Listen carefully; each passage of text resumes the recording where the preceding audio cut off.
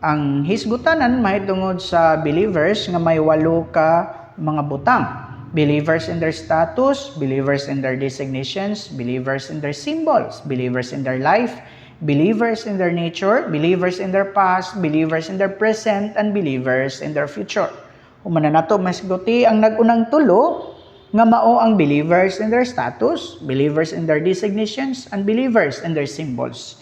Karon moani na ta sa ikaapat nga ang believers in their life nga may tulo ka mga butang nga gihisgutan. Una, in God's creation.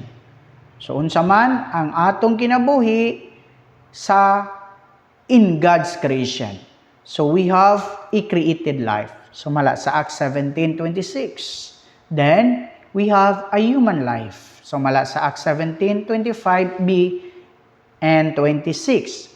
Then lastly, we have a life bearing God's image. So mala sa Romans 5:14 and 2 Corinthians 4:4b. So unsa man ang atong kinabuhi human nahulog ang tao in the fall. A life mingled with the devilish life. So mala sa Romans 7:18-20. Ikaduha, a life of sin. So mala sa Romans 7:14 and 17.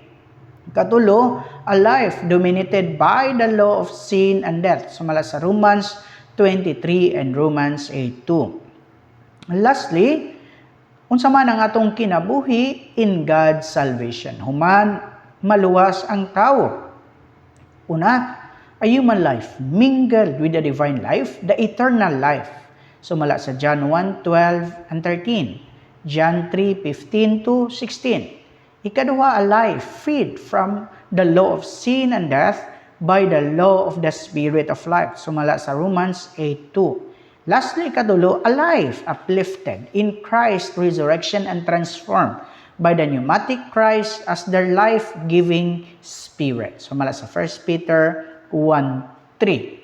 Pusa, kini ang hisgutanan may tungod sa believers, mga magtotoo, may tungod sa ato ang kinabuhi in God's creation, and in the fall, and in God's salvation. Daygon ang atong Ginoo.